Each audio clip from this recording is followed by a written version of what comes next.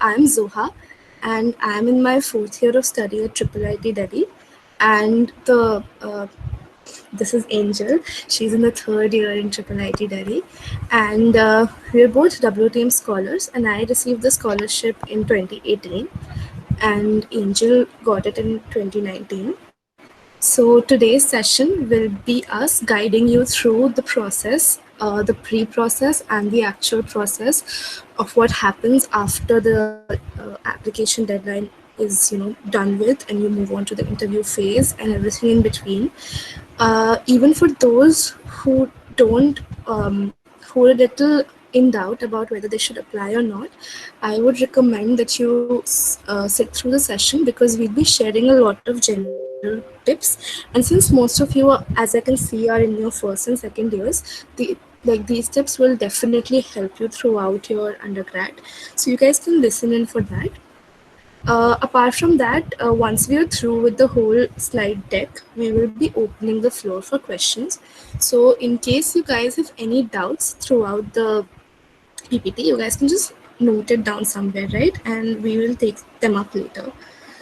And as I said before, if you guys face any disturbance, maybe from my audio, my net isn't the best. So you guys can please let me know in the chat, and I will have a look there. So is that okay? So, guys, I extend you a very warm welcome to this session, and I hope that you gain as much as you can from this. And it will be so the much you learn, that is actually our reward. So let's just start. So basically, what is the WTM scholarship? So WTM scholarship is basically Google's efforts to push further Dr. Anita Borg's vision of creating a gender equality in the tech industry.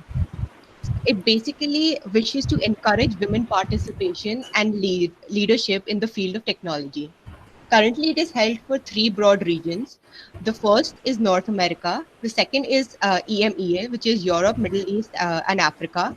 And the third is APAC. APAC is Asia Pacific, from where we would be applying. So the WTM scholarship is basically consisting of these three things. One is the scholarship amount. Second is the retreat, and third is the community that you form. And this is actually the most beautiful and important part of this whole scholarship. So starting with the scholarship amount. So WTM scholarship will provide you with some amount, with some amount which isn't really mentioned on the website as of now. But last year for us, both of us, it was $1,000 US. So it provides you with a scholarship amount that would help you in your academic expenditures on various resources, your tuition fee, books, etc., etc. Then comes the retreat. So the retreat is basically where everybody, the all the scholars from Asia Pacific region come together and they meet for 3 to 4 days. There are a lot of activities planned during the retreat, including a lot of ice breaking sessions, a lot of fun activities, a lot of games, a lot of panel discussions. There are also coding sessions and leadership sessions planned during the retreat. And they Google also ensures that you get to know the city you are having a retreat in, so there's a little bit of travel as well. Then comes the community. So community, you when you go for the retreat, you meet so many people with so much diverse talents and experiences, and the exposure you get to like see these wonderful people is amazing. It is the highlight of what WTM is. So you learn about other people's struggles and achievements and how they have helped the helped the community grow, etc. So also, when we talk about how the incentive, like what is the incentive for say first or second year students who are fairly young in their undergrad career for the WTM scholarship, if anyone would ask me that question, I would definitely say that the community is the most impactful and the most diverse and the best you can guys can get than anywhere else. If you are a WTM scholar, you get exposed to so many people and to so many mentors who always stay with you, and it's like a very nice community. I mean, like as much as we say it right now, you guys may not be able to understand it or grasp the meaning of it fully. But once you enter, say, your third or fourth years, or once you enter the industry, you realize that mentors are very, very important, and to have some person whom you can learn from, whom you can look up to, is very important. Especially as women, sometimes we feel that, wherever we are working, we are very underrepresented. So I will talk about, like, for me, for internships or even for meetup sessions, sometimes when we go, it happens that we're like one or two of the women there, or if like it's in some far off place, you realize that, okay, so there is a majority of boys there, or there are, very few women you can actually go up to and talk to. So community is very, very important in that sense. Also, mentioning the eligibility criteria right now here ASAP, so that if some people who are not aware of it can know of it right now and uh, like figure out if they want to stay or not. So the eligibility criteria this year has been changed for WTM. So only people who are in the first or their second year of undergraduate study are allowed to apply. So if any one of you here is not meeting that eligibility criteria, you're most welcome to stay and listen to us. But if you want to leave, you can. So, Angel, can you move to the next slide, please? Yeah. So, this is the eligibility criteria, right? You have to be female, you have to be a full time undergrad student, and in year one or year two.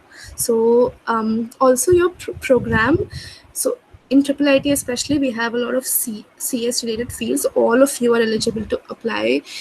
In my time, we had this confusion that do CSAM people do not get a preference, or is CSE preferred, or something like that. But that is not true. If you are studying in a tech institute, you and if you have a closely related field also, even ECE is also eligible. Don't be hesitant to apply. Shoot your shot, make sure to apply, because um, as I've always heard and as I always say, if you don't apply, you miss your chance of getting the scholarship. You bring down your chances to zero. So please apply.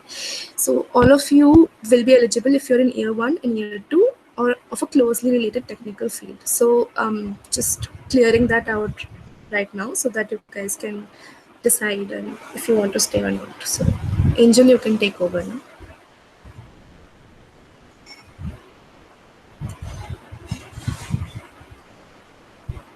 Yeah. So eligibility criteria is basically this line that they have to draw to basically restrict their application pool.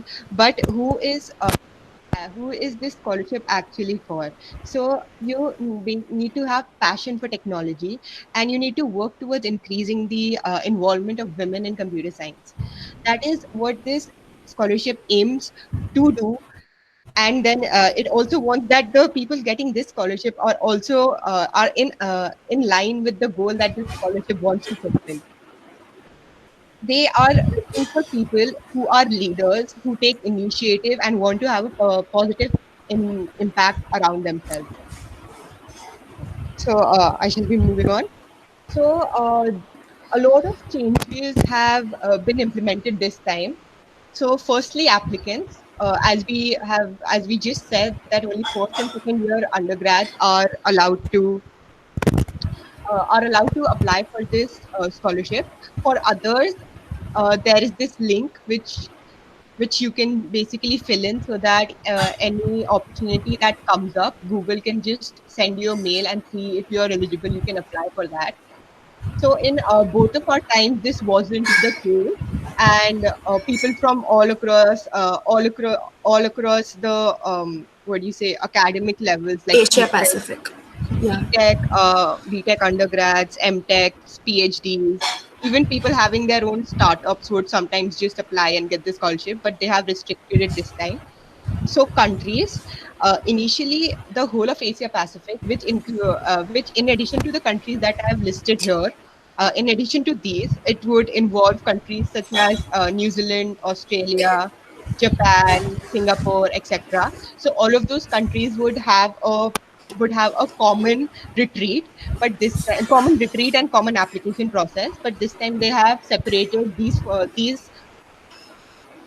five, six countries, and they will have a common. So, Women Techmakers Scholarship Program is just for these countries right now, and for other countries such as Pakistan and other countries that come under Asia Pacific, they have a separate program. So, in the application, the questions change every time. So we did not have the video format for us. For us, it was just two essay questions, 400 words each, and just textual answers. Also, in addition to that, in 2019, I had to submit a project report of a technical project that I had done, which is not in this cohort. And then the retreat location. So last year, what was for last and last to last year, which was for both of us, everybody from the Asia Pacific region would come and meet together at some Asia Pacific office. So for Zoha's time, it was in Singapore, and for me, it was in Sydney. But now what Google is doing is now the retreat location would be in some local Google office. So all the Indian scholars would meet in some local, like Indian Google office, which could be in Bangalore, Mumbai, or Most probably. Gurgaon. Yeah, most probably it will be Bangalore. Bangalore. Yeah. So, but it will be a local Google office wherein the only people present there would be scholars from India. Alright, so the application process this time has three sections. Mostly it's like this only. So the first section is all of your personal information, the basic details. The second section includes your current academic information, which would be your grades, your courses and all. And section 3 has the actual application documents, which consist of two things, mainly resume and the essay. This time you've also been given the option of putting up a video, so that is new. And the only section we will be discussing today is section 3, because you will be needing help with the resume and the essay and how to go about it. Angel, can you change the slide? So this time the application essay questions are as follows, as you can see on the screen. So what computing technology are you excited about and how is it changing your region? So you can upload a 2-minute video or you can put up a maximum 400 words essay. So these are some examples which are given there. Can we move to the second question? So the second question consists of 2A and 2B, and you're supposed to answer either 2A or 2B. Again, this is a new thing which they've introduced. In our time, we didn't have a choice. So I'm not sure what exactly would be the rationale behind this, but you guys can choose wisely. So question 2A is describe a project or projects where you have addressed um, problems caused by the lack of diversity and inclusion in computing. Consider how many people you have reached and the impact of your work on others. Again, you have the choice between video and essay. Angel, next question. So 2B is what problems are caused by a lack of diversity and inclusion in computing. How can these problems be addressed? So I've seen that Zoha, Zoha, Zoha, your voice is cracking. they have to submit like a whole project report. So is it better? Yeah, yeah, yeah. Okay. So what problems are caused by a lack of diversity and this thing. I think they have merged the two aspects this time in this application. So now moving into the details of the I essay think, questions. Angel, yeah, would you like to say yeah. something? Let's just like start with the first question and just let them just take them through what they'll be expected to write and how they'll be expected to answer these questions. So, All like right. some, firstly, some general tips which goes through all the two both the questions is that one, you have to be true to yourself and true to the answer. So what? So I will just like set some like I'll just paint a picture for you. So the amount of people that actually apply to this application to this scholarship is around 50,000 people. The people whose application gets shortlisted is around 10-11,000, and then the amount of people that actually get the scholarship is 75. So the amount of the competition you guys would be facing, the amount of people that are applying for this scholarship is vast. So what you have to do is you have to write something which helps you stand out, one, and two is genuine to yourself, is something which is genuine and tells your personal unique story. So, like for example, what computing technology are you excited about, and how is it changing your region?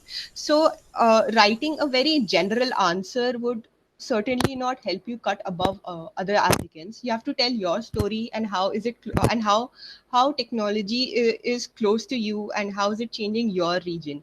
What it has to be in the form of a story which the person who's reading it is able to understand. So there are some examples which are given, which are like, I think, which makes the question a lot self-explanatory. Okay, Yeah. So apparently you have like my how your voice was voice break. is breaking a little bit, or maybe it's um. Okay. Am I audible to everyone? Yeah, yeah, yeah, Is it you are. Angel? Can you? Yeah. Okay. So in the first question, for example, if you read the prompts which they have given, so they're actually pretty self-explanatory, as Angel said. So so they're giving you the examples of what computing technology you could include, like machine learning or universal access to smartphones, cybersecurity, algorithms, and yada yada. And you can also describe a problem in your local community, and you could describe a technology you are interested in, how you think might change the world. So going a little deeper into this question, so it's always whenever you're writing essays. So I will just give a general tip right now about essays. So since you guys are just, I'm assuming, just starting out, because till now I've reviewed some people's answered some people's doubts, and the most common thing which they ask is how do you approach an essay. So the first and foremost thing with which you should approach an essay and answer the questions, I think, is honesty. I mean, honesty is very very important, and as Angel has mentioned, you guys will be competing with a very very varied pool with a lot of people, and it's very imperative that you understand that you are very important as a student. This is the reason why Google is offering such a scholarship, why Google is giving you the chance to come forward, giving you so much exposure. So once you have that belief about yourself that you're so important and you have a story to tell, I think that is the best mindset with which you can approach the essay. That you have a story to tell and you have to be very honest about it. And I feel that whenever I am also reviewing essays or I am writing one, it is very, very apparent to the reader. Are you lying about what you are saying, or do you feel very genuinely about the cause at hand? So I would always advise you all to be very honest, because then it shines through. So once you are faced with such a question, maybe sit down, maybe sit on it for a while, maybe think about what drives you, what technology will, excite you. And since if you have, it's okay to not have any idea. When I was applying, even I had no idea. I had some good mentors, very luckily, and this is the reason why we're holding this session, so that maybe you guys can also find some good leaders. So the thing is, sit sit down with it for a while, think about it, or just maybe try to assimilate and try to just write down your points, and then you can have a clearer idea. So streamlining the process a little bit though, don't be very vague. So once you are writing your first question, again, the language of the question is very very clear. They're just asking you what computing technology are you excited about. So that is part one of the question. And the part two is how is it changing your region? So I would advise you to pick up some technology which you think is very impactful, which you feel very strongly about, and which you think has far reaching consequences also. So that once you are sitting down to write your 400 words essay, you have a lot of things to talk about, you have some things to prioritize, you have some things to choose between. So that you're not confused, or because if you're confused, it will come out in your question that you are confused. Again, another thing which is important here and for like every question here on, certain amount of writing skills do matter. So once you're writing your answers, please make sure to structure them well. So a very basic outline which I can tell you guys right now is, first start with an intro, B, put across your body, and third conclude. This is a very generic format which we are taught in schools and everything, and trust me, it works. Because once you have it clear in your head that you're introducing right now, then you're moving on to the body, and then you're moving on to the conclusion. You're also very clear in your head कि मुझे अब कैसे कैसे बोलना है. So this is about the first question, right? The second question, Angel. Also, Also, I just wanted to add something here. The question is actually made up of two questions. The first is what computer technology, and then the second is how is it changing your region. So it's essential that you answer both the questions in a way that it shows that you have answered both the questions. You would not want a mix and match of everything, because it will be very difficult for the Googler assessing your application to make sense of it. So you also have to ensure that it's clear to read. You're using a lot of long sentences. It's concise, because the Googler who will be assessing your application would be assessing a lot of applications, and uh, in the end, like by at the end of the day, he is also a person. Like he or she is also a person. So you have to take that in mind, so that it's not your essay should not be very difficult to read. yeah, And and they have like a million jobs to do. So I mean, yeah. once you get inside the Google office, you realize that they have like a lot of stuff to do, and to be a reviewer is like a very very tiny part of what they do in a day. So please be empathetic that way also. Like, don't circumvent, don't convolute your answers so much that they have a trouble understanding. Because like as we've all been told कि CBSE में भी ऐसा होता है and everything, people move on, they move on to the next essay. So you don't want to be the one who has been moved on from. You want to be the one who engages the Googler, so that they Also, have a impression of you. Yeah. also when the question says maximum 400 words, that means maximum 400 Yeah, words. they will stop 400, reading for that. yeah. So 400 does not mean 401 or 402. It means 400 dot. So again, this is also very indicative. Like, see, they've put across very few things, but the things which they have put across, you can clearly gauge कि उसके पीछे का reason क्या है. I mean, they're saying 400 words essay, which means you have to be concise, and which means you have to be clear in your head as well. So in that sense, you get an idea कि okay, मुझे I have to tell my story in 400 words. So be very conscious of that also. That is why structuring is so important, because you weed out false information. By false information, I mean information you think is so important, but once like a third person reads it, maybe it is not that impactful. Okay, so moving on to you, Angel. Yeah. So the second question is describe the path to this. So you answer either to A or to B. So the first, where you have addressed problems caused by the lack of diversity and inclusion in computing. Consider how many people you have reached and the impact of your work on others. So, considering this time, they are just allowing year one and year two. It might be a bit difficult for one to answer this, because you're just new, like you're just into the field, you haven't had a lot of experience working with people and contributing to society. So I would say that you answered question 2B. But for people who have worked on projects and have had an impact, this is a very good opportunity to actually prove that you are. Angel, Yeah. you're having a lot of disturbance and voice breaking. Maybe you can just hold your mic to your face or something. Is it better now? Ha, it's better now. Okay, fine.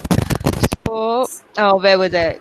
Yeah, so for people who have actually worked, this can be of course, this can be an amazing opportunity to showcase your work and how you possess leadership qualities and initiative.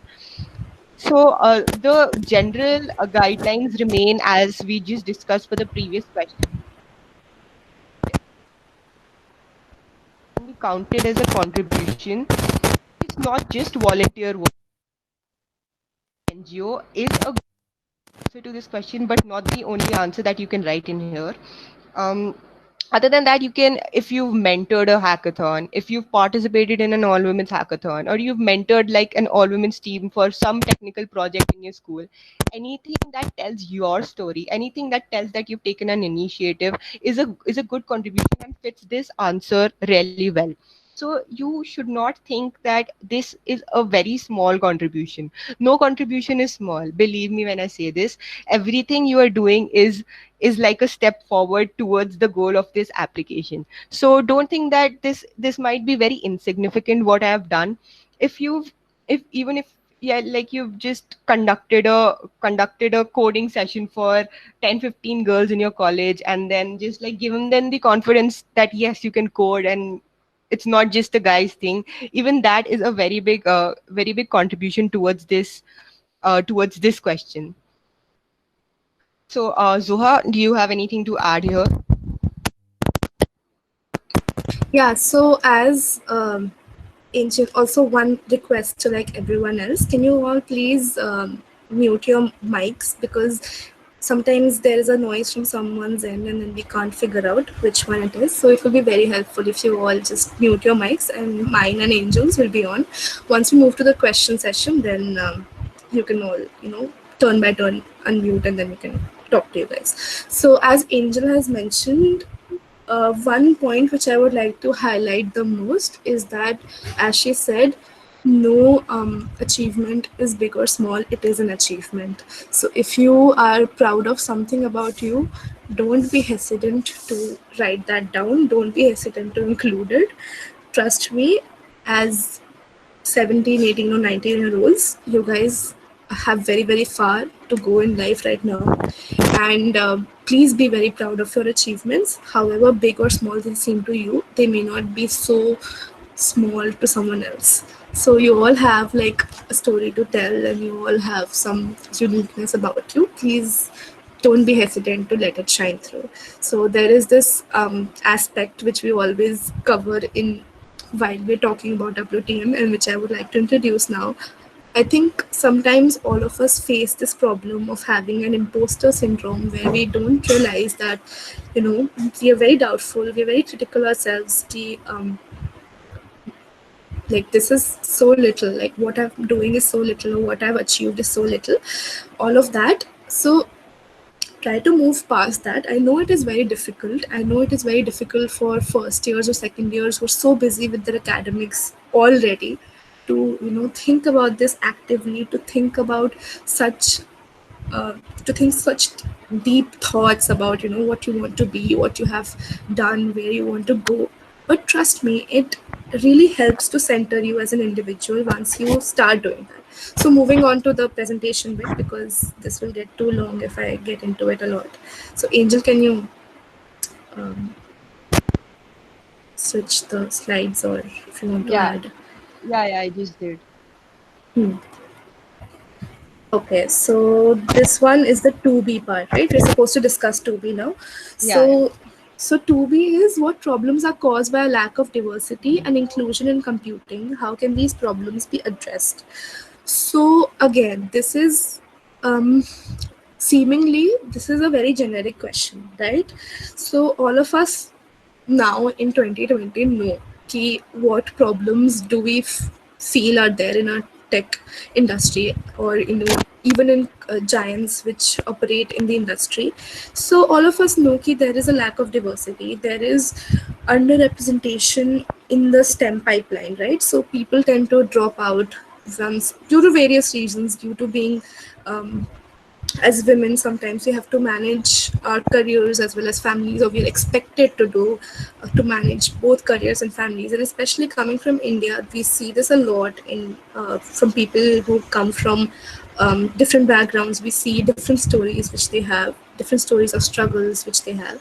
And otherwise also there is I think there is next to minimal representation of LGBTQ plus community in computing. So again, now one tip which I might give you guys for this question is that it's a very generic question. So it is up to you what you can take from it and what you can write from it in your application. So once you are talking about your lack of diversity and inclusion, maybe come from a personal space. Maybe try to relate to the question from something you faced in your personal life. So that is always a good way to build or establish a connect with the audience right from the start. And also it makes more sense because that is your immediate surrounding and you have noticed that, and maybe you will have more ideas about the problems which you can address because you are very indigenous to that sort of an environment, right? So for example, when in my essay we had this sort of a question, and I had talked about something which I had faced personally. So like for example, I had volunteered at an NGO and I had felt that so a very small thing, like a very small example which I will give you here. So this is also a fallback to the imposter syndrome which I was mentioning earlier. So we notice that sometimes in even in classrooms, like there are girls and boys, and mostly when we see, like I was teaching a group of kids and I would notice that girls are always hesitant to put up their hands or hesitant to answer questions because the background of kids which I was teaching, they mostly came from like nearby village areas and from local government schools. And I would see that even after knowing the questions answer, or even after knowing the concept, they would be very hesitant, or they would be in a hurry to get back home because they would have to cook meals, or they would have some younger sibling to take care of. So such small things which you see that make you feel or make you realize what it is like at the actual grassroots level. Like we talk about how women are advancing in so and so fields. We talk about how women are, doing so well. Look at figures, we look at statistics. But when we go down to the grassroots level and we realize that there is a yawning gap which is existing because of gender constructs or because of underlying societal structure. So those are the things which you as a young individual, regardless of whether you're female or not, regardless of whether you're in STEM or not, should anyway think about. But here, since we're forcing you to think about this question, right? So come from a personal space, talk about something which you have noticed. So for my problem, like how I tackled this issue was, I would pointedly ask them questions, or I would ask them questions afterwards. I would try to boost their confidence in different ways. I would try to, if like some guy was speaking over her, I might, listen to him first and then I'll again give her a chance. So these small things also matter. So once you're answering this question, um, one, come from a personal space. Second, try to relate it to the larger issue at hand. Third, conclude with how much of this issue you feel for can be, addressed, or what are your original ideas, or what are your feelings for this issue at hand, and what you think can tackle this. So, Angel, do you want to add something to this, or do you want to No, move? no, I think you've answered the questions like beautifully. So, should I discuss an example for the first two questions? I think like it would help because my application was more to more directed Yeah, towards the first two questions. yeah, you So, can maybe give a small example. Yeah. yeah, so it is the questions aren't exactly the same, but for me, the first question was, how did you become interested in computer science, and what are your goals and aspirations? Same for me, yeah. Yeah, so what I talked about was, I talked about how I would be in the so there was this computer club in our school called the Code Club. So how I was a part of that, and how I would be interested in robotics and just take part in all the competitions. Then I just wrote about how I would just go on and program games on C++, like Turbo C++ with that blue IDE, if you guys remember, or you would have taken C++ in your school. So it was a blue colored, very old looking IDE. So I just told that how I used to go around programming games on that, and how that was an introduction to my interest towards this field. So it's all this that matters. It's like this small intricate details of your life, and how personalized you can make the answers is all that matters. Because if I am asking you to be unique, what can be more unique than your own life? So coming to the second question, so it was my for me just a sec. The second question was, please write about one activity that you are currently or recently involved in to address the challenges faced by the underrepresented groups. So it's like very similar to this question 2A. So what I had actually volunteered with an NGO where I would go and teach them computer science and English basically. So I started teaching them English, and then one day I was just discussing with them that what do you want to be when you grow up. So none of them answered something related to the field of technology. So that is when I asked the director if I could have a course which would teach them basics of coding, all of that. So she allowed me to construct this course, and I went ahead with it. And like for 2 months, I taught them coding and all of that. It wasn't something which was class mixed of like girls and boys, both of them, but it was a step towards increasing inclusion in technology. So this is all that they are looking for, something which is very personal to you and something which is unique to you. I think question 2B, an example, was beautifully covered by Zoha, so I will not add anything to that. Zoha, shall we move on to the Yeah. resume part? Okay. Hmm. So, Yeah. So we have this. I think someone's mic is on in the audience. I think it's Rekha. Hi Rekha, can you please unmute, like mute yourself? Thank you so much. Yeah. So Angel, let's move on to the yeah, we can yeah. start with the resume part. Yeah, so again, so second part of the moving on from the essay part, we come to the resume bit. Now, why resumes are important? I mean, resumes are very, very important once you are into your academic career and progressed a little bit into it. You will realize that almost everywhere you will be asked for this piece of paper, which is called resume, and which you're supposed to enlist all of your qualities on that. And trust me, it's very difficult. So you're not alone in feeling that this is difficult. It is difficult. I still have problems making my resume. It is very, very cumbersome, to say the least. So again, the first point which I've written here, don't just make your resume, you have to build it. This is very, very important. It's a very simple line, but so about your resume, it is basically an extension of yourself. Always treat the resume as so we all like put on some clothes, and like we have this face to present when we go out into the world, right? So think of a resume as the face you put on when you're going out into any academic space or in any industrial space, right? So you have to build on it. So since most of you are in the first and second years, I can sort of understand the kind of confusion you might have. Or if you don't have, that's really great. But if you do have, it's okay, because you're still very young and a lot of you have a lot of things to cover right now. So please don't feel anxious about that. Let's just work with what you have. as I said, no achievement is small, no achievement is great. Like, sorry, all achievements are great, but like, I mean to say that no achievement is small, or don't try to put yourself down. Try to just go through it slowly. So I'll just guide you guys here in the whole process. How you make your resume is again very personal, so you guys can take away from my tips and then move on into your personal spaces, right?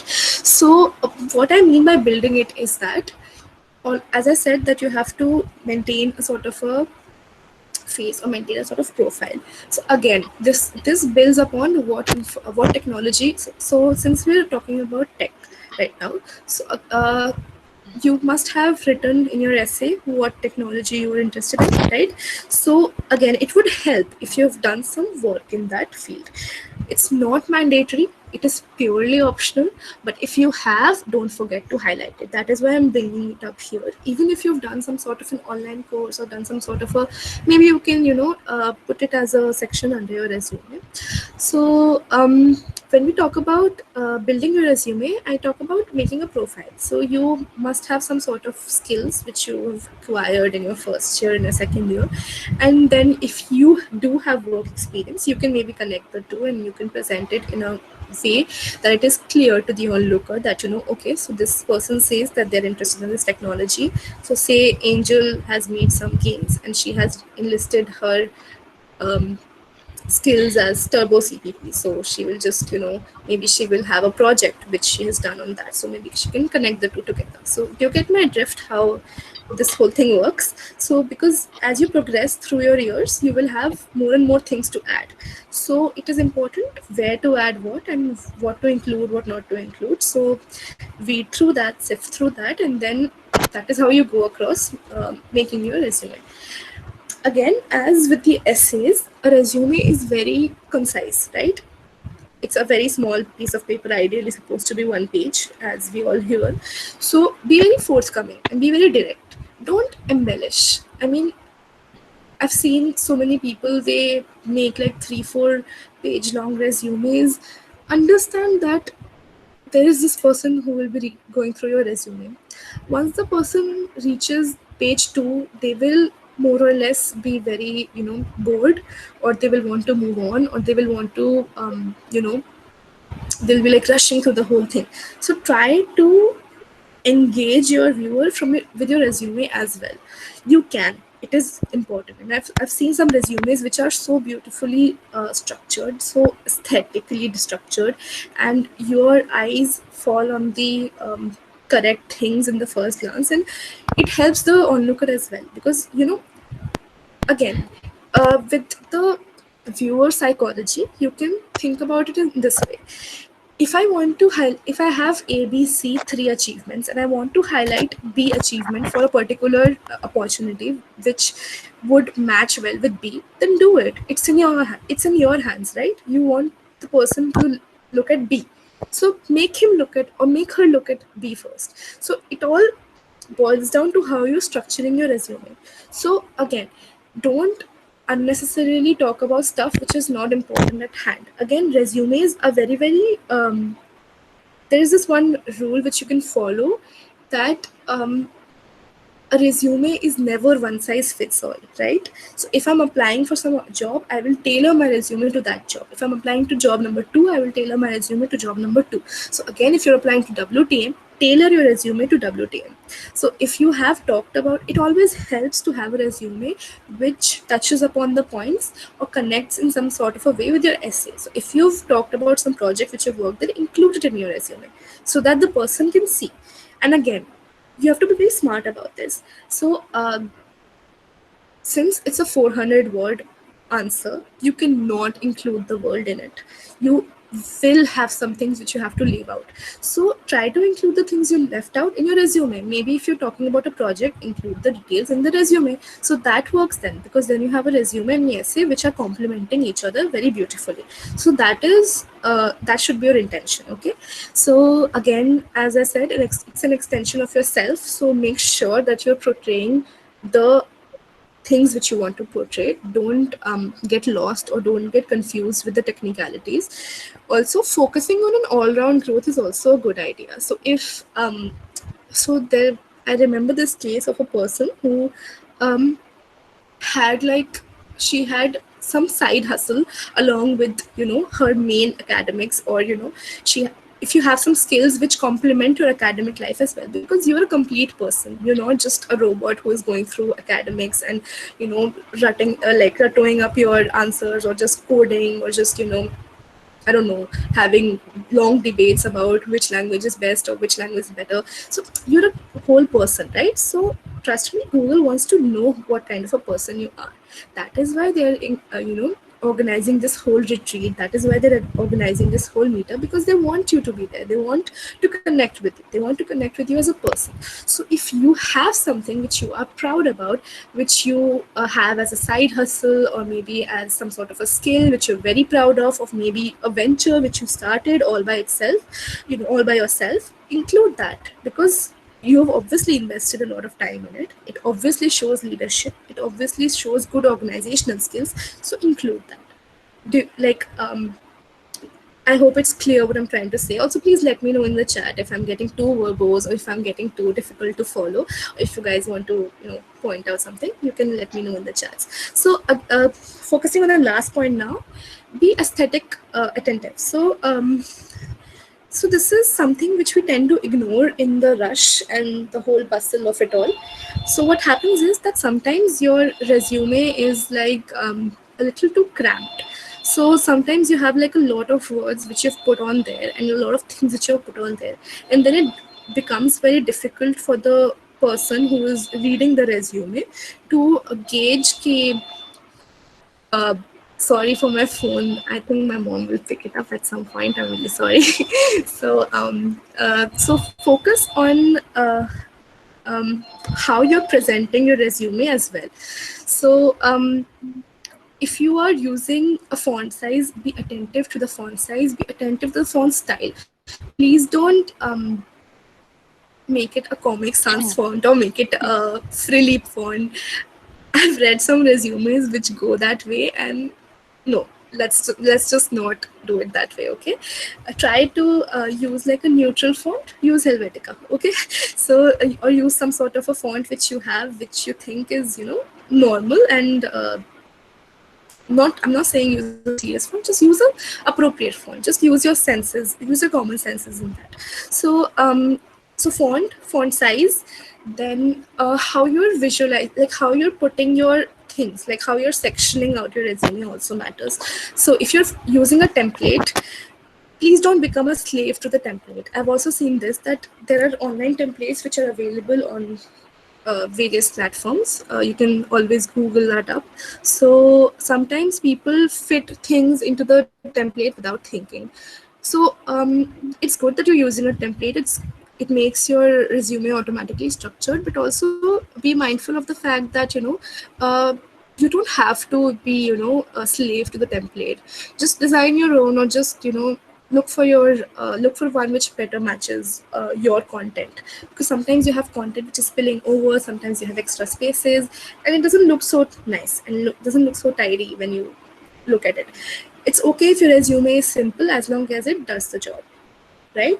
So again, what to avoid, as I've said before and as I will say now, please avoid lying on your resume. It does not help. It will come out initially or later, once you're, even if you're through the application phase of the application, you will have an interview phase. You will have to talk to a Googler one to one, and it will all be apparent there. So only write what you're confident with, right? So again, one size fits all को please avoid करते हैं, because you, as I said, you are a very unique person. You have your own unique achievements. Try to focus on that. Don't sometimes we tend to get into this, oh, maybe look, let me like look at someone else's resume, how they've done it. It's good to take tips, but again, as a generic thing to follow, just take tips. Don't get very influenced by it. All right, so someone, Amisha has asked a question, that what all should be included in the resume. So resume titles, general titles for a resume are, again, your personal details come in a very small portion of it. Then you move on to your technical skills. You move on to your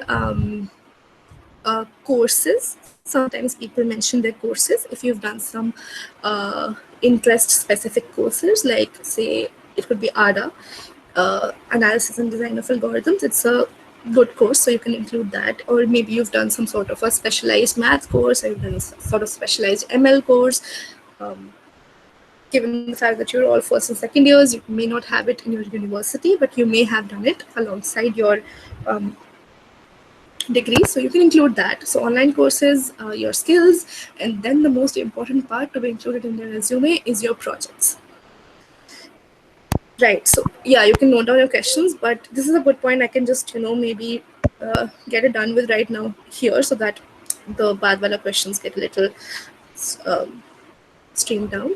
So projects again is a very useful section. You can use it as an outlet to showcase whatever extra stuff you've done. Then from projects you move on to some other achievements which you might have. Some people mention their achievements. You can move on to your other soft skills. Some people mention their soft skills, and then you can end with your volunteer work which you've done, or any other programs which you're a part of, or any other work which you're doing. So, and then mostly people end with their names and the date of the resume. So that can be a typical format of a resume, right? So I hope that answers your question, and also gives a clearer idea of how a resume should be. Uh, Angel, can we move on to the next? Okay, I just had like two, 3 points to stress upon. Yeah, So, your resume should not forego a page. One page is the maximum length. Like, you take this as a rule right now that your resume should be for this application at this stage, because it is 90% of the times the reviewer will not even read the second page of your resume. So all the good things that you need to fit about yourself has to fit inside one page. And I think we were underestimating first and second year. So I'll just also throw in the case, just in case you have a lot of stuff to write in your resume. So yeah, like you have like 5, 6 projects done on your resume and you want to write them. So like Zoha said, you need to tailor it to WTM application. So suppose you have 6 projects done and all of them are amazing projects, but what are the 3 projects that you would want your interviewer to talk to you about, or what you would want, like the 3 projects that you would want that best represent your case for a WTM application. So you need to be very selective of what you put in case you have too much of stuff to put in. Your application, your resume should not forego one page, because 90% of time it will not be read. yeah, yeah. That's a good uh, yardstick to follow. 3 projects and 1 page. One thing which triple IT DNs should follow, like we provide, like you are provided by the placement cell, that under no circumstances is a good format to use for an application, for a scholarship application. So please, you can go online and look for formats that you can follow, but please don't use that as a format, because it just takes too much of space. It is not a good space utilization, so just avoid using that format. This was just for triple ITDNs, because our college gives them a specific format to follow for their placements and all. And the last point is that so if you are looking to shorten your resume, what one thing you can do is you can avoid using full sentences. So for example, if you participated in a hackathon, so rather than saying I participated in this hackathon, I stood first and I made this project. So what you do is you just put it under projects, or just put it under uh, like some activities you comment, you are probably writing in your resume, and just say participated in hackathon, name of the hackathon, stood for second, third, whatever. So like rather than having 3 sentences, you just put everything in one line, and it gives all the information that the reviewer would be interested in like just one glance. So there is this rule which I am advised to follow by like my mentors, that a reviewer will probably take 15 to 20 seconds to go through an application. So what are the things that you want to convey to him or her in those 15 to 20 seconds? Only that should go on your resume. And Like, I think this is the third time I repeating. Do not let it go beyond one page because it will not be read. I think that was what all I wanted to add in addition to that. So I think we can move forward. All right. One more thing which I can mention here is that there is this platform called Overleaf, where you can find a lot of one-page resumes, and it's like very easy, like easy to edit and tailor to your needs, and personalize. You can personalize it as much as you want. So it's in LaTeX. So if you don't know LaTeX, maybe you can use this time to learn a bit of LaTeX. So there's like a lot of one-page resumes ka formats available which you can use and tailor to your use case. All right, that's about it for the resume bit. We can move on to the next part. The interview. Okay, so can I start with like my experience of the interview, Yeah, Angel? yeah, yeah. Yeah. Yeah. So again, the interview. So the interview, how it happens is that once you're shortlisted on the basis of your essay application, you get a phone call, you get a mail actually, and you will know that you will get a phone call and they will decide a time and date and everything, and you will get a phone call from one googler. That was how it was in my time. You will get a phone call from a googler, and it will be a 30 minutes, or depending upon how your thing goes, 30 odd minutes long chat on the phone. So they will just ask you about what you're doing, how you are, and maybe uh, refer to your application also. I'm not sure if they've changed how they will take the interviews this time, but I'm just letting you know of my experience. So again, be yourself and be very genuine, because once you're talking to someone on the phone, it becomes very apparent if you're faking it or if you're not.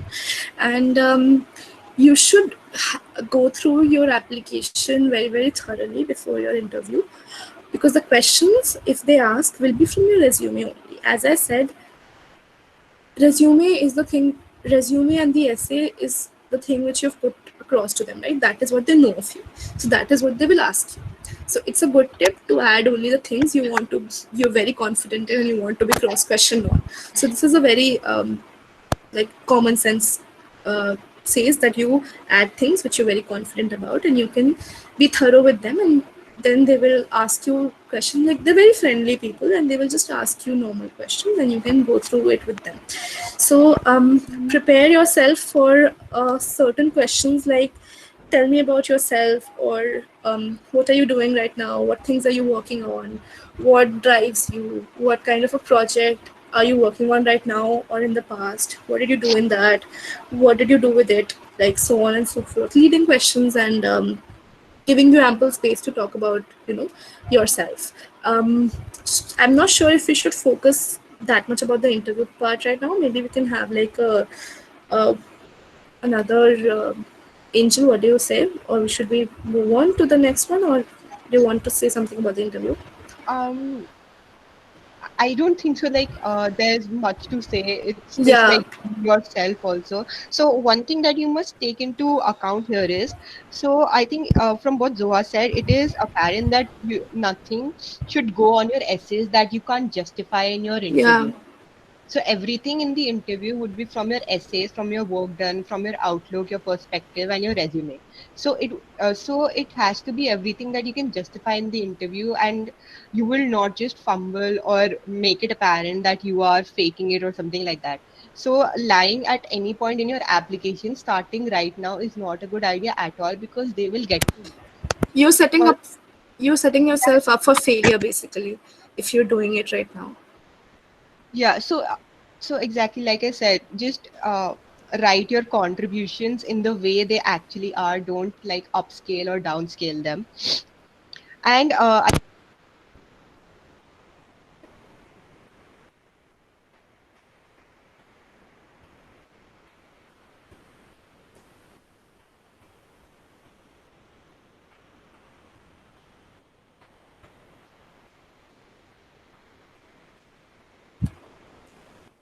I think Angel's voice has been. I can't hear you, hello. Angel. Yeah, it had just gone for a bit in between. So, can you Okay, so repeat I was from? just, am You were I ta- audible now? yeah. You were talking about upscaling and downscaling. I think you can continue from that Okay. point. So Yeah. what I was saying is that at any point in your application, you're not supposed to upscale or downscale your contribution, because the interviewer will get to know when you're faking it. So So that's about how you connect your application to the interview. Just I would just like to add this last point of asking the interviewer a question. So in my interview, at least what my interviewer asked it towards the end was that, do you want to ask me a question? And saying no at that point is really a bad impression on the interviewer, because it would just show you as somebody who's not interested or something like that.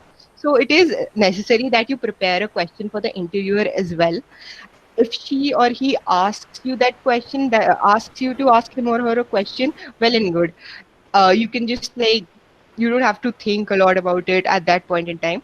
If he or she doesn't, so like, well and good. So for my interview especially, I the interviewer did ask me to ask her a question. I don't know about Zoha. yeah, In yeah, your, they do. Yeah, they yeah, do. so I think it's basically it's something which they do throughout. So it's better to prepare a question for the interviewer as well. Or maybe you can, just it's like a chat mostly. Treat it as a general chat you might have with someone, but they're from Google, so that's a little bit of a thing which is thrown in there. So like what happened with me was he didn't specifically ask me any question, but the way we were talking, he also told like some of the things which I was working on at that time. He was also working. He also had an interest in that, so he was asking me a lot of questions, and I got naturally interested in what he does at Google with that technology. So I asked him about that, and he was just telling me about what he does on a regular basis. And so basically, when you're talking to someone, be very I don't know, instinct. It's a very instinctual process, right? I mean, you would know how it's going, you would know what is the vibe, you would know how good you are connecting with the person, and you would know how to where to pick up on verbal cues and where to ask questions. So that's good. I mean, if you have something to ask, please ask. Otherwise, I've also seen these things. So I've had this I've had this experience of interviewing a few people in, like, for some certain things and all. So sometimes people have like these generic questions which they pick up from the net or something. It's okay if you ask those, but it's always better, to have to ask something which the person also feels, good about answering. I mean, if I'm asked the same question 10 times, I will be like, okay, this person is again asking me this generic question which I've answered like 100 times already. So maybe just talk about something which he's just mentioned or she's just mentioned or they've been talking about, and you can pick it up from that. So that is just the last thing which I would want to say about the interview bit. Angel, do we want to move to the next bit? Angel? Uh, okay. So, all right. So, general tips and discussion. So, I would like to wrap it up here, to wrap up the slide deck here by again emphasizing on a few um, things, right? So, I've had the experience, I've had the privilege of writing a lot of applications, of attending a lot of resume sessions in my community, in even from Google, like in the Google office itself. And I would like to say from that experience that it is always good to be clear, crisp, and concise. Follow the three C's. This is a very general, like this discussion which I'm putting across right now is a very general discussion which you can take away from in your general academic life and industry life.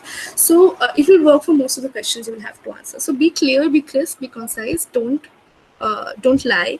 And just also, one good thing is that this application deadline is very sorry, the application is very personal. The questions which they're asking you, even if they may not seem so direct or pointed, they are personal, because once you start talking about your journey, once you start talking about what your life is like, what your experiences are like, it gets personal, right? So it is better to avoid last minute rushes, to start early, to start with this mindset that you are completing a whole task, and you have to be on time. You have to set, like, sometimes I know it happens, like when I was writing my, it's very easy to say don't panic at the last minute or don't write at the last minute. It always happens that you panic at the last minute, and it happened with me too. I literally was in constant engagement and with my reviewer, with the people who were helping me till the last bit. I was I was seeking guidance from this person who was now shifted to the US, and unke timing ke hisab se, and I was so frazzled. I was like, what is happening? And somehow I just submitted on time. So ek to put reminders, put कि कभी कभी क्या होता है, the जैसे मेरे time पे I think sometimes it happens that application deadlines might be in some other time zone, right? So be mindful of that. Like, I'm talking for a general application right now. So देखो कि IST है, GMT है, or is it, what is it? So उसके हिसाब से be mindful.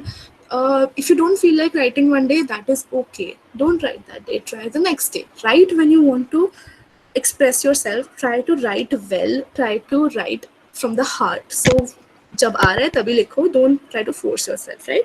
So that is one more thing. And if you, again, you will be able to follow the last point if you start in time. If you're writing in a panic, if you're writing at the last moment, you will obviously be in a hurry. It will be very clear.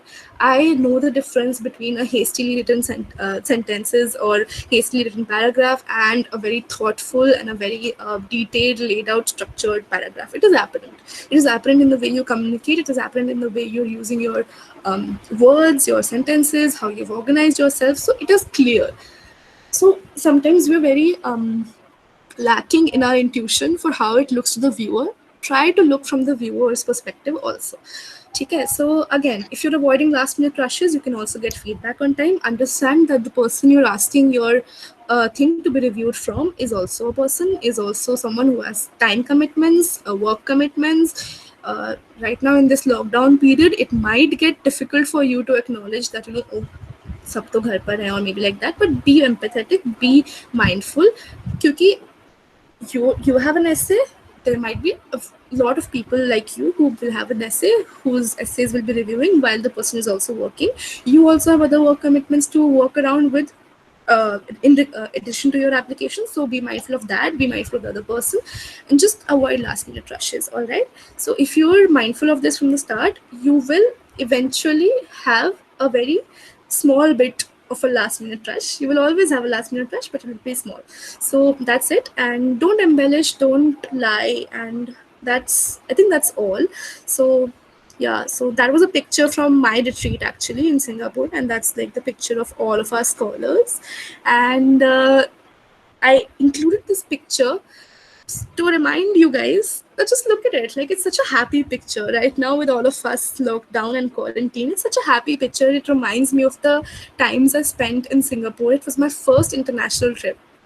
I had never been on, like, first by myself and, on a plane and just with my friends, no parent and anything. And I just remember those times, and thanks for pointing me out, Angel. So yeah, so I was so happy. I mean, those 3 days of my life were the start of something so beautiful, and that is why I am actually so motivated to take this session, because I want each and every one of you who get through to relive that experience for me, to go back to that sense of community, because these people are friends for life. You will have fellow Indian scholars, you will have fellow global scholars, and it feels so nice to have people you've spent so much time with, you've spent time engaging with, and that should be motivation enough to apply. Please don't have any sort of a doubt in your head that maybe I'm not good enough, maybe I'm not qualified enough, maybe I'm so young, what will I have to say, what will I say?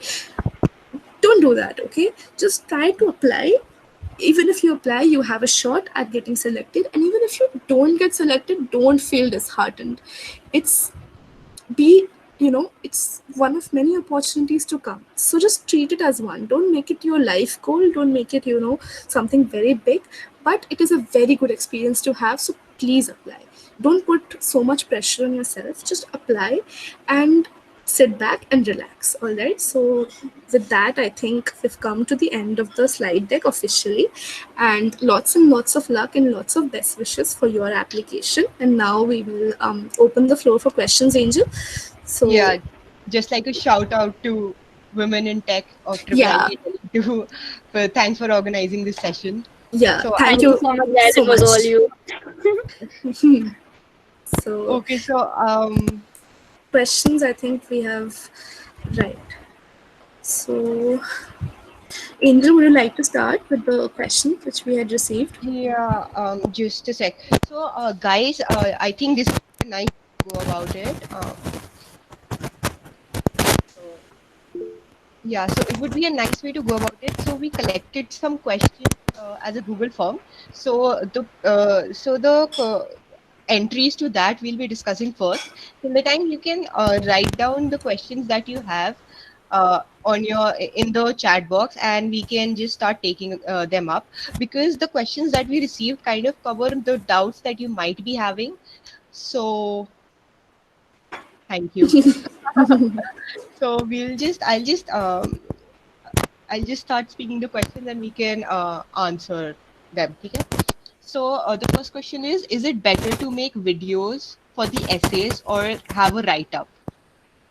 Zoha, do you want me to take it?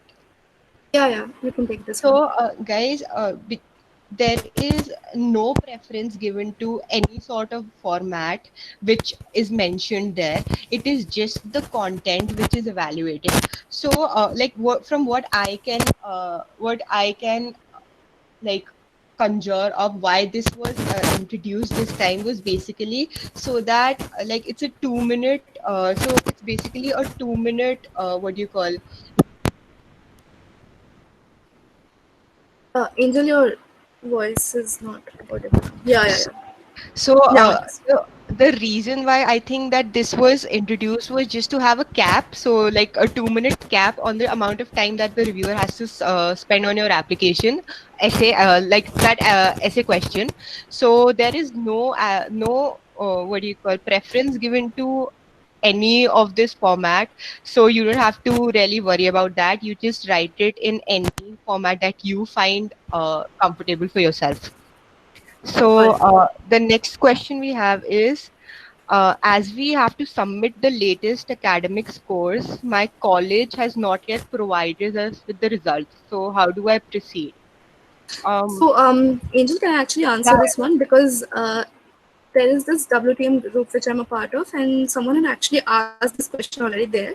So I've yeah, had yeah, a go ahead. coordinator respond, and they said that you can send in whatever latest scores you have, along with like whatever trusted source you have to mention, and maybe you can submit that, because I'm sure they will be understanding if you guys have not had the scores revealed to you right now, or if you are facing some problems procuring them. So that is fine. If you have some sort of a other code which is valid, you can use that one. I'm actually trying to pull up the response, and yeah. So someone had asked that one of my juniors had a doubt regarding application. She's in first year and the first semester results are delayed due to this current situation. So what document should be uploaded in academic transcript section in that case? I think this maps right with our question, right? So the person had answered that if she has any earlier scores, even on a website, then she can upload a screenshot of that, right? So then there was a question that if earlier scores are simply internals or board exam marks, would that be fine? By earlier scores, you mean internal exam score would suffice. So the person answered that internal exam scores would be fine. So you can just upload some screenshots or something of that sort. I hope that answers the question, right? Angel, you're not audible. I think you're, I think I think yeah, that answers the question. yeah. So the next is, will you review my application? So we will review your application. If you can ping us on LinkedIn, and you can just like Um, write us mails and we will review your application. But when we say that we will review your application, please don't expect us to make intricate changes to your application. We can like have a go at it, and we can suggest you structural changes, or how is it if the writing is fine and you're covering all the points that you should cover. But please don't it like a dictation, because that is something we don't have time, like we would not be able to do. Because you're like 50 odd people here, and Yeah, add and to that the others, and but we will get back to you for sure, so yeah, we don't will certainly hesitate. get back to you. You can mail us. We'll just put in our email IDs at the end of the session, and you can also like ping us on LinkedIn. Yeah. So the next question, right? So the Yeah, next question is that are we asked to write about technical projects or the societies in college we joined? If it's the non-technical part, can we include clubs related to science and not particularly computing? Okay, so answering the first two questions first. So I have a strong feeling that by projects they do mean technical projects, because if you're talking about societies in college, I think that is covered under the leadership aspect, right? So if you're part of the society, it talks about your extracurricular achievements and your extracurricular engagement and extracurricular your will to be, have something in addition to your academics. So when we're talking about projects, I think it is better to write about technical projects. And if it's a non-technical part, can we include clubs related to science and not particularly computing? This one is so if you have related to science, please define science in the sense that if it's I think related. she means physics, chemistry, and Oh, sort of that. okay, so you can maybe include it under the leadership aspect, right? Or maybe under the fact that you are doing something apart, like in addition to your, or if you've had some particular achievement in that society or in that club which you want to highlight. So that can be included, right? It's better if you go with things which are, stronger Yeah. technically. So that is better. And in question one, can we write what we plan to do with the technology instead of what we have done? Yeah, sure you can, because they've given you an option, right, Angel? They've given you an No, no. option. Uh, in question, the question one actually says, what computing technology are you excited about, and how is it changing your region? I think she meant to ask in question two, because Yeah. Oh, because right. question हाँ, one question doesn't. one में तो it is Yeah. obviously asking you कि what are you excited about, so you can maybe mention कि what do you want to do. In question two, I I think let me there just are go. two parts to it. There are two parts to it. So there is one, describe a project. So 2A mein to there's a project which you have to describe where you've addressed problems caused by diversity and inclusion. So no, in this you can obviously see that they have written the question in a way that where you have addressed problems and consider how many people you have reached. So it is talking about stuff which Yeah. you've already done. So in 2A you cannot say that what you plan to do. You have to write about something which you want have done. And in question 2B, so this one is not applicable here, right? So okay, so Hmm. I think you have to talk about what you've already done. Yeah. ठीक है. So shall we move forward? Yeah, So can women colleges also get selected? Absolutely. College yeah, is no bar for this yeah, scholarship. It will the scholarship. What do you call? The people who are reviewing the people who are assessing your scholarship, like your application, do from what college you are. They just care about your passion, your leadership, and how yeah. into technology you are. So is like nothing to be worried about. Please abolish Uh, this concept of tears in your yeah, mind while you're applying. It exactly. doesn't make sense. It is not true. I've had people in my cohort which are from colleges which I did not know of, and they are such beautiful women, and I'm so glad I got to get to know them. So please don't think about what tier college you are. You're too young, what you're too, you know, beyond all this stuff. Please focus on what you're doing. Please focus on what you have to write. Don't think about what college you're coming from. They do not care. They're actually more than happy to get to know as many people as they can. So, right, Also, yeah. there's a second How part to much it. how much should we talk about our projects? What if the project I have made has not been used by anyone? For the first part, how much should we talk about a project? So, as much that you can fit in the 400 word limit, not beyond that. Yeah. And I think this is the part that I would say for the essay. For the resume, like I said, if you have 6 projects, write the top 3 projects that you want yourself to be represented with. And the second part of this question is, what if the project I have made has not been used by anyone? I don't really understand what are you asking about. If So I think if they you mean are, to say that if they've like not law. I mean, there's this question, right? What problems have you addressed? So, if it's not been used by anyone, so if like you have an app which you've made, I think maybe you mean that you've not launched it, or maybe someone has not used it. So maybe you can talk about what you had in mind while making the app. But yeah, I think that's what they meant to ask, right? So I'm not uh, what if the project I've made has not been used by anyone, in the sense that, Actually, yeah, I wanted to. This was my question, and hi, yeah, yeah. what I actually wanted to ask was that, like, basically, when someone reviewed my application, they said that, after reviewing my application, they said that you should write about how many people you have impacted on after seeing one of my projects.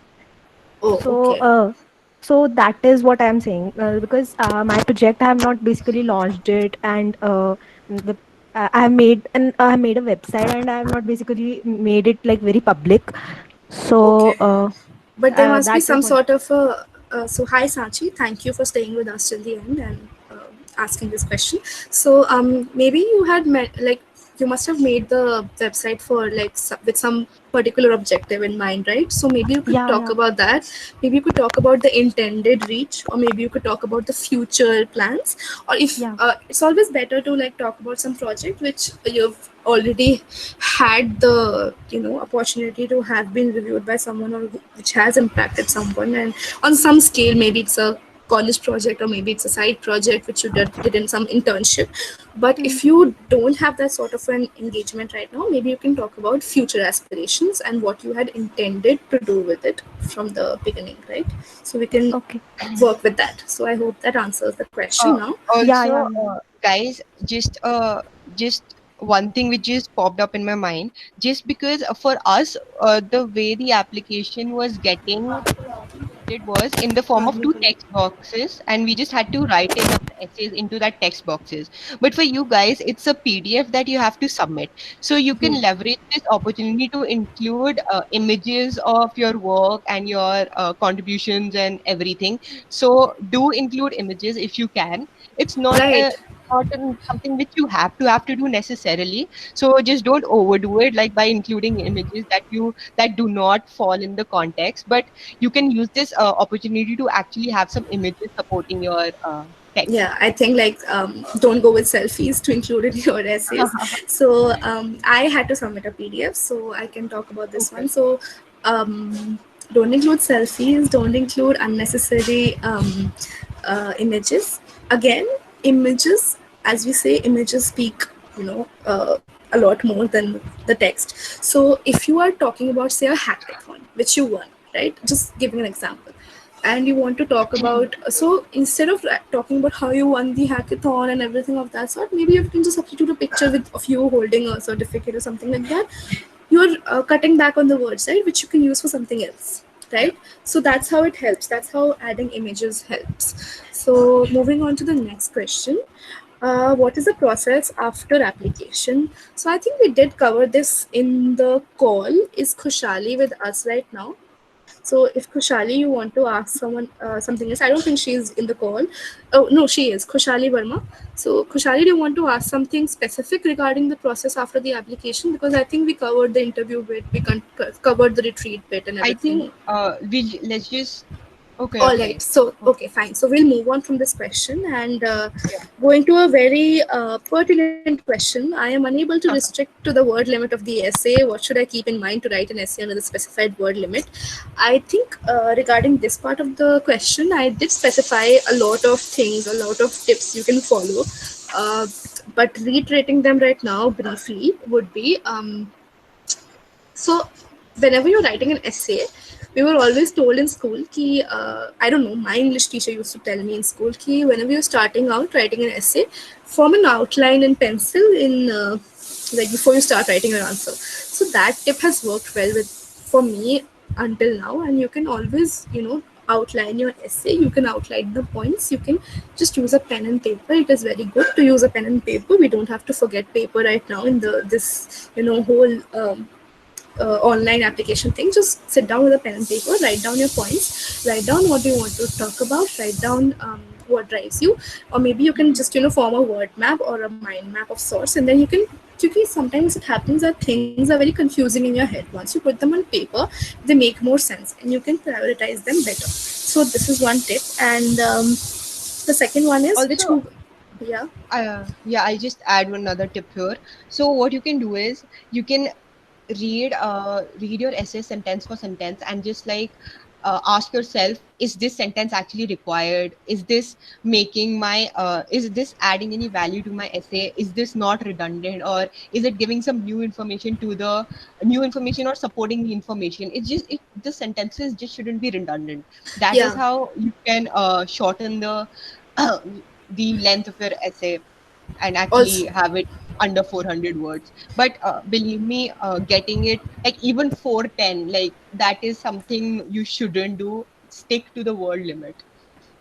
right, and Yeah, also whenever you are writing, it is a good idea to edit and keep reviewing your application. Once you're done writing it, don't edit it immediately. Just go and have a stroll, just yeah, go and have some snack, just move around a little bit, come back to it the next day or like later in the day, and then again read it. You will be able to figure out a lot of things which you might think, "Ki, why did I write this at all?" And you will have, enough leverage to remove it, or enough understanding of it to cut it out or add something else, or maybe you remember something else. So give yourself some time to edit the thing. Actually, that is why I advise to start writing early, because then you can yeah. edit more and more. Because once you start editing, that is the actual process which streamlines the whole application down for you. Editing is more important than actual writing the application. So please edit, and for that you need to start in time, so please start. And the third question is, which Google program are you a part of? Question in the form, is Google Actions community a valid answer to that? Google Actions community, as per my understanding, is the Google Assistant developer program. Angel, I think, is I that have it? no idea. I have no idea about this. All right. So I was also trying to guess. So is Yeah, Teojasvi with us here right now? Teojasvi? I think it's Ojasvi. Yeah. Is she here? Oh, right, sorry. Ojasvi. Ojasvi is not here. I don't see her. So that's okay. If you think it sounds like a valid community group. So you can mention it, right? I mean, if it's a program which you've been working on, you can mention it. Also, where is this? This must be in the personal details bit, right? Which Google No, program are you? it's the fourth section. Is the fourth section. So maybe Yeah, you it's the can answer yeah. that. That it Yeah. just has one question and the fact that if you want further communications from Google. So So just nothing much. yes, nothing much. So moving on from that one, I have not posted much about my projects on social media, Twitter, LinkedIn. Will it be a problem though the pages for respective projects exist on Instagram? No, that will not be a problem. You're anyway talking about it, the project on like in your essay and in your resume, so that's not a problem.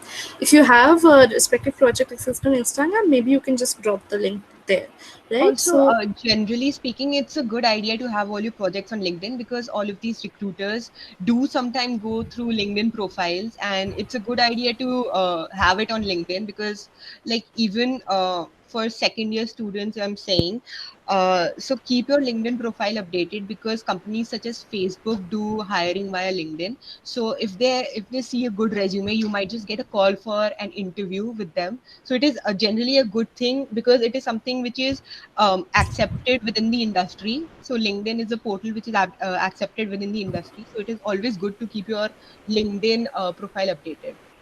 all right. So yeah, that's a good idea for sure. And if you make it a regular practice to keep updating your LinkedIn page, maybe you will get there to the point where it is actually updated. So please do it regularly, because Yeah, sometimes it piles up and then you're yeah. just lost. So fifth one is text for resume. Since we're submitting it to Google, I think I've covered Yeah, this we've in the covered session. this. Yeah. Right. So Angel, moving on to the next one. Can you answer Okay, this one? so what technology did you write about in your application? Is it necessary to have good experience with that technology? So, the first part, what technology did you write about in your application? So, I wrote about AI, and how I wrote about AI was like I just put it how I actually started appreciating the technology. So my friend and I were just playing FIFA, and then I just noticed that how the commentary that they were giving was actually happening in real time and all of that. So that's how I was introduced to AI, and believe me, I did not know anything about AI or how it's coded or anything before the previous semester. That's when I took my first AI course. So, what technology? I think I answer that. Is it necessary to have a good experience with the technology? No, it's not. It just should be something which is close to you. You should have had some experience with it so as to tell the reviewer how you have like gained an appreciation for that technology. So that part should be there. Like you should have some experience seeing that technology in action or something like that. But should you be able to have applications developed around it? No. Should you be able to know how to code it? Not really. You should just have like a story which tells how you started appreciating that technology. It could be anything. It could be anything from your community, from your day-to-day example, like I did, like how I was just playing game and I'm like, that's something great. Let's just learn more about it. So that is how you have to basically go forward Right. with that question. So yeah. So again, like on the other end of the spectrum, it's also okay if you've had some experience Yeah, with technology. yeah, Because when I was writing about it in my essay, I had significant experience in my field, so I had talked extensively about it. So it's actually it's how it doesn't matter really if you're a beginner or if you're experienced. It matters what kind of a vision you have, what kind yeah. of Basically, your outlook and vision. yeah. So again, that is what matters. Moving to the next question: does the selection depends on our technical skills? Again, drawing from the previous question, it does not. Yeah, they do understand that you guys are a proper first and second year, right? It's a valid concern for you. You don't have any project or internship experiences. That is okay. You must be having some sort of a college project which you would have done till now, or which you've had some courses which you're following, or some side project if you've done. If you can mention it, that is good. But if you don't have it, don't fret. Try to apply and make the best of whatever you have, right? And the selection does not depend on our technical skills, as far as I know. I've been seeing this program for like 3 years now, and I don't think in the cohort there is some distinction based on that, right? So the second part of your question is it important to have some volunteering work?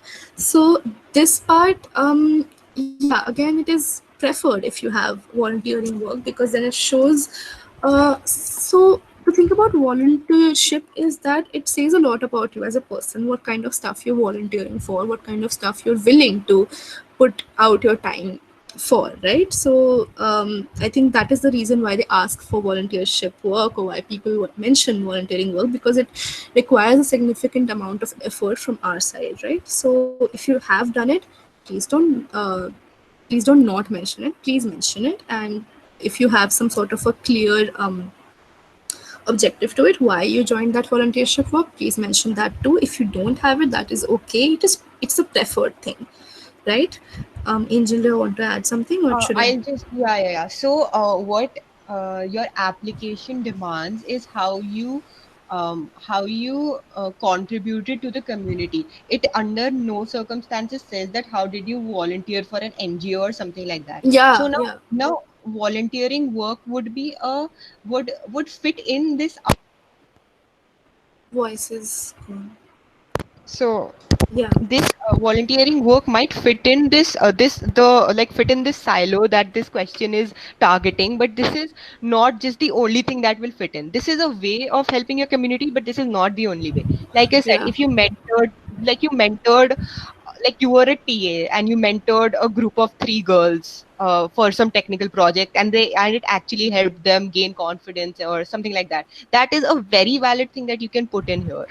yeah. So So volunteership is just a example of how you're helping the community. There are a million ways to help the community, and you can always mention those. Okay, so I think this is a very triple ITD centric question. yeah, I think so. The last question is: does specifying CS and maths instead of CSE make any difference? That is, will it any form reduce our chances? No, no, Chavi, it will not reduce your chances at all. It is fine if you're coming from a CS and maths background. In my cohort also, there were like a variety of disciplines, a variety of courses. So again, just don't think about India here, right? So the people coming from the whole of APAC region, right? So they also have a multitude of courses or multitude of streams. So it's okay. It's written there that or a closely related field. So CS and maths qualifies for a very closely related field. So that is okay. And if possible, please provide some examples and ideas from your own application for the question. What computing technology are you excited about? I think Angel has answered this one. And how is it changing your region? Right. So Yeah, this I one think has we been, had a couple of examples yeah. stating there. And also So we've I also think, given tips and points, ample tips and points to keep in mind. So I think we will end with that. Okay, so Ishita has replied. yeah. Thank you, Ishita, So, for reaching out and staying with us. And so I yeah, think we're so done with the selected questions, and now we'll move to the, yeah, Nehal asks, yeah, yeah, what yeah, kind of extracurricular activities can we activities. mention in the resume? So I will talk about what you can mention. Again, volunteership work. If you're mentoring someone, if you've participated in some hackathon, some ideathon, some sort of competition. If you are into coding, then some sort of an coding competition. If you've given, maybe you can mention that. Or if you are in some sort of a society, like in our college we have. Okay, so cultural societies. So with cultural societies, you will have to specify what sort of society you mean.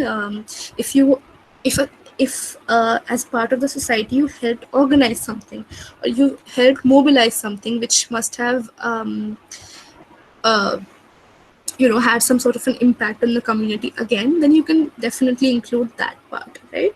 So Sandhya, Okay, Banis, I think they are just like adding questions. So let's just go in a yeah, like from top to bottom so that everything is covered. If you guys yeah, have some follow-up question, just keep writing them down and we will come to them like eventually. But if yeah. you just keep going back and forth, it would just end up like being a very big mess and we might just skip some questions. Yeah, because this So chat is not the best of yeah, chats. I yeah. mean, so Divya, I think after Yeah, Nehal, different. Divya has asked a question. So Yeah, Divya yeah. has said that she's just a beginner and she doesn't have much of this tech skills, and she wants to learn as many tech skills as she can. So should I apply? Definitely apply. I cannot stress any more on the Yeah. application part. Please apply, Divya. I will be very, very happy to read your application once you're done writing it. To please send it to me so that I ensure that you apply. You will have to send your application to me. Please apply. And so should Also, I? guys, yeah, Yeah, I said something which I want to add is that you are losing nothing by yeah. applying. It is And just gained experience. this is like such a perfect opportunity to apply. You have so much time on your hands, I hope, right now. I mean, you have extra time on your hands, right? So please use it to apply. Just apply. If your resume is generic, that is okay. I'm sure after covering so many tips, you would have some idea of how to structure your resume a little bit. So maybe you can use this session to get started. And Divya, if you're in the call still, I would like to personally make it a point that you apply so that you can send me your application. I will give it a read. Yeah, Please so don't guys, feel bad. I'll just share this anecdote with you all. So there was this friend of mine who did not apply just because she thought her CGPA wasn't enough. Ha. And now now what happened was like Google restricted Yeah. the application pool by a great number. So just because she was saying because she was waiting that okay, in this sem I will increase my GPA and then apply, a very good opportunity like just slipped from her hand. And believe me, it is like you don't know what they are considering a good CGPA or what they are considering a bad Because CGPA. we've had So seniors who have had like you know um there are certain set norms in our mind. Ki this is a good GPA, that is yeah, not a good GPA. Please dispel all of those notions, because You I there don't is think. no there is no reason good enough for you to not apply, is And what I'm trying actually, to say. I'm trying to flip the mode of reasoning here. I would also like to mention that even if you do feel touchy, or if you feel some sort of concern regarding your GPA, then it is all the more reason for you to apply, so that you get access to such a good opportunity which you can use to boost your career with later on, right? So this should be a very good idea to apply, so that you have a confidence boost, or if you do have a jump start or whatever you call it. It is not okay to think that your GPA is not good, because they understand that it might not be good because of a variety of reasons. This is a debate for some other day, but the bottom line is, please apply, as I've said before, and as I say every time. If you don't apply, you yourself reduce your chances of getting into zero, and if you do apply, there is still a chance of you getting through, right? So please put your best foot forward, and it doesn't matter. Just submit the application. The rest, just leave it up to God, or leave it up to Googlers, or leave it up to whatever. But just apply, right? Take So care. next And we have Shubhi Singhal. Do they uh, prefer that the field which we mentioned in our essay question should be related to computer science, or can it be related to electronics as well? it can definitely be related to Yeah. electronics. I mentioned that it electronics is again a closely related field. So the beauty about computer science as a stream is that so many streams fit into it so well. I mean, computers are all pervasive; they're everywhere. So it is definitely okay for you to talk about electronics. So moving to Sandhya, right? So should I answer Smera's question first or Sandhya's? Okay, all right. I'll answer Sandhya's. So Sandhya's question 2A, it says, you might describe how you created a large student group for women in tech. You might talk about how you mentored a small group of indigenous school students. And so how is it technical? Again, so it's technical in the sense that let's talk about mentorship. So if you're creating a large student group for women in tech, so I will give you an example of this person I have known and I've had the opportunity to also meet. I'm not sure if you know of her. Her name is Sanya, and she founded the people from IGDT. You might know her. She founded the Lean In chapter in India, right? So um, again, so she created something which existed someplace else and brought it to India.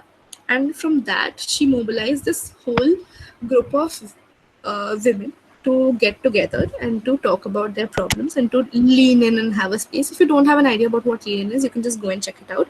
It's was mentioned in the Sheryl Sandberg's book, and right. So the thing is that sometimes when you think about technical aspects, we tend to overlook a lot of other factors which do detrimentally affect the technical bits. So even if you're helping like if you're targeting those detrimental aspects, you're actually improving the technical bits by a sort of butterfly effect, right? You can start something great from something very small. So the point is, if say you have mentored someone one on one for some sort of coaching um, for an exam, because I did that, and so that is again that is technical in the sense that you're creating a way for them to move forward, right? If you're ensuring that they get the scholarship so that they continue receiving their education, you're actually increasing their chances of them attending college and therefore getting into the technical stream. So again, that is one example of how you're helping a group, right? So it is technical. It is a very open question. You can make what you want to make of it. I think that is what they want. They want your view of it. So this is the example one's response from my end. And example two would be, you might talk about how you mentored. So again, mentorship is always see, mentorship can come in a variety of shapes and forms. And if you have some technical bit related to it, that's good. If you don't have it, that is also okay. You can still mention it. So technical aspects of mentorship are very vast and very diverse. You could be mentoring some hackathon, you could be organizing a hackathon, you are giving some people a chance to come to a place and technically build their technical skills, or you may like us taking this session is also in a way sort of helping you boost your technical skills. And how you might create a large student group for women in tech. You could organize meetups. So I was also part of variety of communities where we used to take like talks, we used to take workshops, or we used to volunteer in workshops which people would attend. So sometimes it happens that some people are studying in colleges which might not provide the best infrastructure for learning newer technologies or for learning the trend curves or in the IT industry. And the IT industry is very frivolous in the sense that there are so many things happening every day. There's so many new technologies being launched. So I used to go to these meetups and I used to like volunteer for the workshops and I used to help them out. Or if I had some course materials which I could use to help, then I would organize those sessions. I would help connect to the speakers. I would help connect the speakers to the audience. So all of these things also count, right? So then it is technical in that aspect. Okay, so I think this answers the question. And may you please share the slides? Yeah, definitely we will share the slides. Also, this Angel, your voice is not. Huh. Okay, so I don't know what is happening. Maybe you can type it out. No, no, you Yeah. just missed it. So will CSD come under CS or interaction design or user experience? Oh, So Smera, I would say that whatever you are highlighting more in your application, interaction design or user experience, you might want it to count under that. yeah, I think CSD may you can talk about whichever you've worked the most with, right? I mean, if you have, Whatever your application is saying most of, yeah.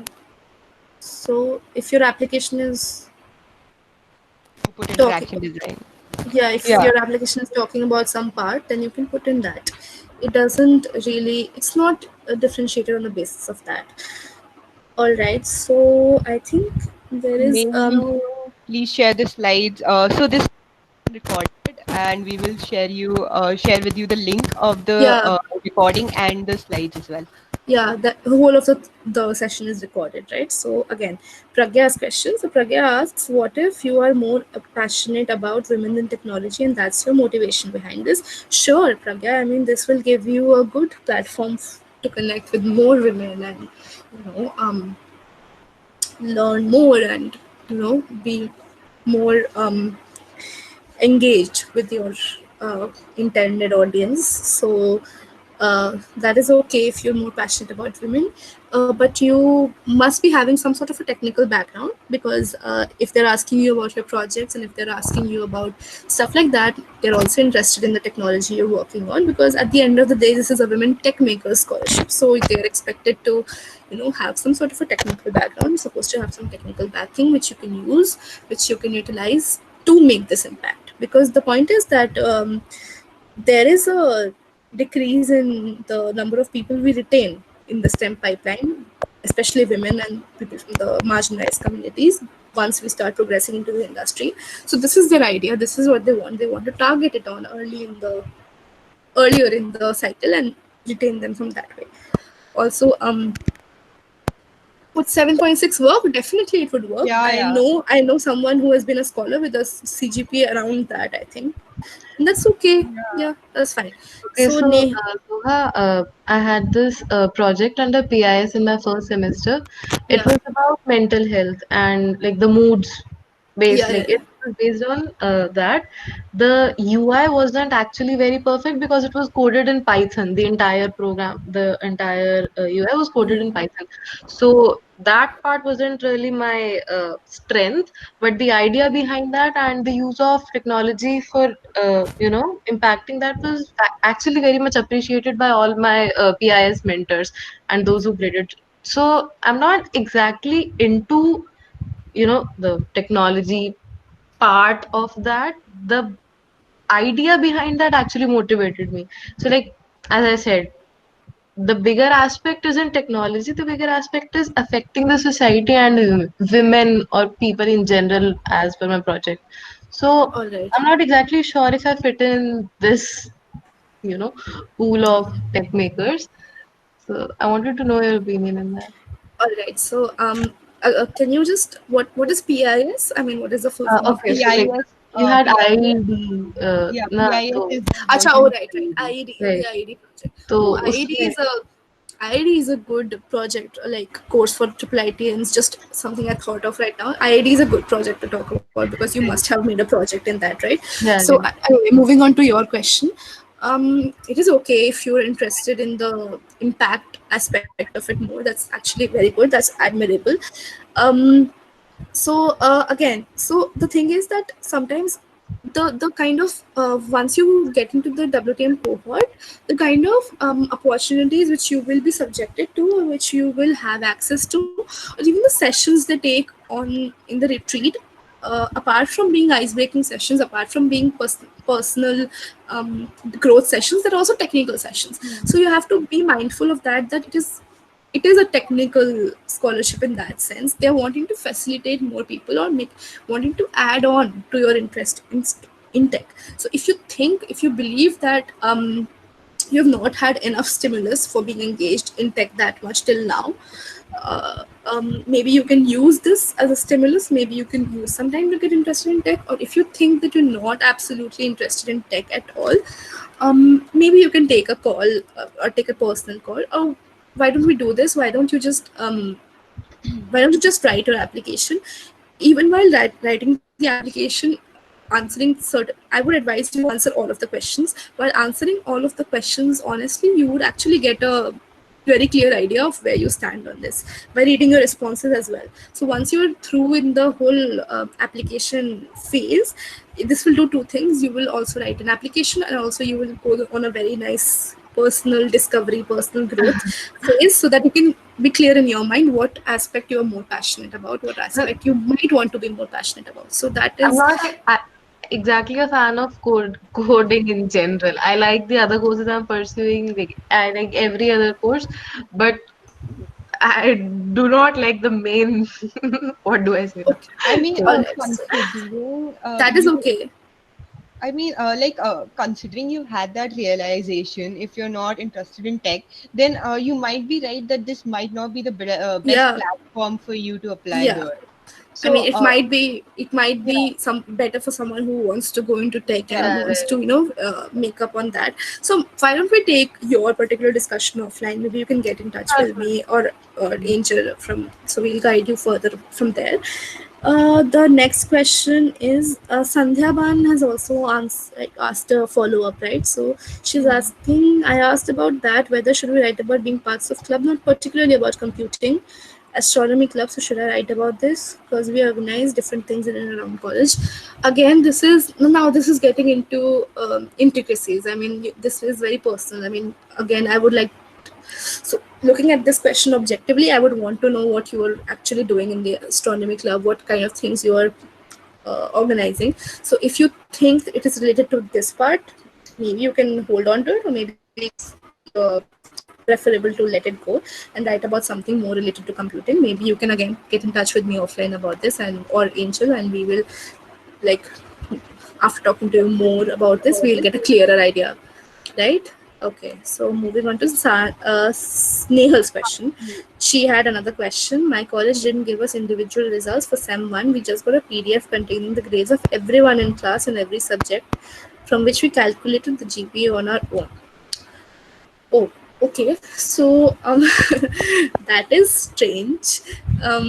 So that's okay. I think you can. The PDF which you must have been yeah. given, Nehal, must be official, right? I mean, you must have some sort of a stamp on it, or some sort of authority who has given the PDF. Maybe you can, like, upload the PDF for sure, because that is the only thing you've received. For the GPA part, maybe you can request someone in your No, academic section. even if she does not have a cumulative grade, like even if she hasn't done like the math and everything of it, and then got to a final number, even if so I don't think so that's really that would matter that much. She must be having the grades of individual subjects. No, I think no. Actually, the point is, Angel, they have asked for a No, like cumulative GPA Angel, field. There is a field in the form where they've asked for yeah. the cumulative grade point. That is why she must be calculating it, right? Okay. Yeah, there's a Actually, I calculated this point and I calculated it and it came out to be 8.6, but I had no way how to show it, yeah, yeah, yeah, I because understand your now I concern. can't. Yeah. I understand your concern, Nehal. So that is why I'm Like, suggesting. So that's why I'm suggesting. Maybe what you can do is maybe you can mail your some of your professors or get in touch with them on the call, or some person you know in the academic section of your. You're in IGDTU, right? So you can just ask Yeah. someone there or just get in touch with someone. So what you can do is get in touch with them on WhatsApp or whatever mode which is preferable. Show them your calculations or just ask them to show them your calculations maybe, and let them know of your grievance ki mujhe isliye chahiye because I want to show it on paper somewhere. And if there's someone from the authority, maybe you can at least have their backing. They will just proofread your calculation or they will maybe calculate your grades alag se. Just request them ki please mere kar do ek baar cross check, and then you can have some sort of a letter from them which says ki yes, she has this GPA. और तुम grades तो upload कर ही रहे होगे, so I'm sure no one Yeah. will sit, no one at Google Even will sit down, no one at Google will sit down and calculate her GPA. So no, it is even better if to you are not able to get all of this information, your personally calculated GPA, you just enter it in that text box, yeah just enter upload it. हाँ same grade. हाँ और एक if in the uploading of documents maybe you can just write somewhere कि see I've calculated this because of this issue I had, and तो ठीक है, it will work out that way, ठीक है. But if you can get some sort of an official person to give you your GPA, it will be the best, right? So you can try. Yeah, that is the Okay. best. But just in case that doesn't work out, just not apply. Yeah. So Well, the best part Okay. of the Yeah. So Sanchi asks that can we mention group projects, because most of the good projects I have are hackathon based projects. I do have a personal project but is in development phase and 40% complete. Yeah, that is fine to mention that you have had group projects. You can talk about it in your essay. You can mention that it's a group project. It's okay. I mean, I have talked about projects which have been in group or which I have developed on in hackathons in certain places, and that works. That's okay. You worked on some aspect of the group project, right? So you will be able to talk about the aspect you worked on, so you can talk about that part, so that will work. All right, so I hope that answers your question, Sachi. And Kushali has a silly question. That is okay, no question is silly, it's just leads to some more questions. Regarding the resume, so to what extent do we detail our resume given that we're able to fit it up in a single page? For example, I've been selected for a program among the top N students. Would mentioning numbers like these seem like boasting, or is it okay to mention? A very, very good question, Kushali. It's not a silly question at all. yeah, Let it is. me, yeah, let I me just mean, clear this up. I think this should be divided into two parts. One is Yeah, the mentioning numbers boasting part. part. Yeah, Yeah, yeah. So this is a very nice question actually, Kushali. So first off, let me just clear it right off the bat that please do mention the numbers. yeah, It was very good that you have the numbers, that you took out the time to find out the numbers, because this is exactly what they want, right? They have written that they want to know the intended reach, they want to know the reach which you had. So please mention the numbers because you have the numbers. Just mention it. And it is not boasting. You, my friend, are suffering from this thing called the imposter syndrome, which leads you to doubt yourself. But that is okay. It is not boasting when someone particularly in specifically asks you to tell about that part. It is okay. It's not boasting. It is answering the question very well. So please answer this. And even for the other 23 people who are with us, 23 minus you, Angel, and you Oh will. no. So you will. Yeah, exactly. It's not boasting, as Sonal said. It's not boasting if it's based on facts. You're being very truthful about and it. You're that giving is them a clearer something. picture. If you get Yeah. And I have selected, to that add is something. something. I'll just have add something. So not only numbers, add the percentile. Like calculate Yeah. everyone that same Yeah. scholarship whatever, and just calculate it. I was the top 5 percentile, top 10 percentile, whatever. Just Yeah, that's a very good idea actually, because you then give them a very clear picture. You've made the job easy for them. You've told them Yeah, about the reach. it's All just right. your resume just becomes more readable if you just Yeah. add numbers. Yeah. This is actually a good thing because instead of especially in your resume. So if you have won some sort of a like I am an NTSC scholarship recipient. So then again, if I'm mentioning on my resume that I'm an NTSC scholar, who is going to know about NTSC if someone is based out of, right? There are so many different people who are reviewing our essays. Someone sitting in Hong Kong might not know what NTSC is, right? They have not the foggiest idea about what it is, because you do not, again, do not write with assumptions in your brain. Don't think ki ye to pata hi hoga. Don't assume ki this is someone knows. Be very clear and be very self-explanatory. So if I am writing about my NTSC scholarship, it is my responsibility to mention that so people participate from India, so people get selected, so many stages are there. And then if I'm mentioning it on my resume, I will just clearly state that one out of I am this rank out of this many people, and this will give them a more clear idea. They will know, okay, maybe then this is valid.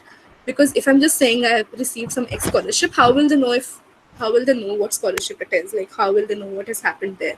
So if you're mentioning the numbers, it is always good. It gives them a better picture, right?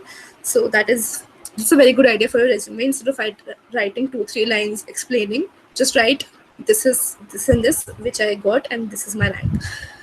Right. Yeah. So as Angel says, you might want to write whatever you want, which is relevant.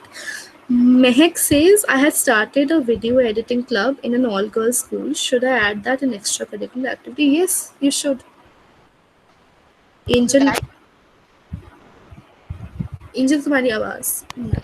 sorry. So हाँ. that comes under technical aspect one, and two, leadership capabilities as well. So that is a very Yeah. good thing to add on your essay or resume, whatever. Yeah, so that's actually the best of both things. So, yeah, you should, Meg. So, with this, we've reached the end of the questions. And does Yeah. anyone else have any other question, or do we wrap up the session now? So, guys, just this thing, we will be mailing you with the recording and the slide deck. Also, we will also be sending you a feedback form. So, it will be good for us if you could just write in your feedbacks and how you felt about the session, if we were able to help you, if something we should improve upon. So, that would be good for us, and that would something that we would be able to take away from the session. And we can like just be like 10, like 5 more minutes if we have more questions. Yeah, we can stay on call. And if any one of you has any follow-up questions, या फिर कुछ भूल गए या फिर whatever, you can just Yeah. ask us those questions. Yeah, And anything. yeah, and Anything thank that you so much for the dedication of these 21 minus Angel 19 odd people who stayed with us for 2 hours. It's been yeah, we long, did and thank also. you so much.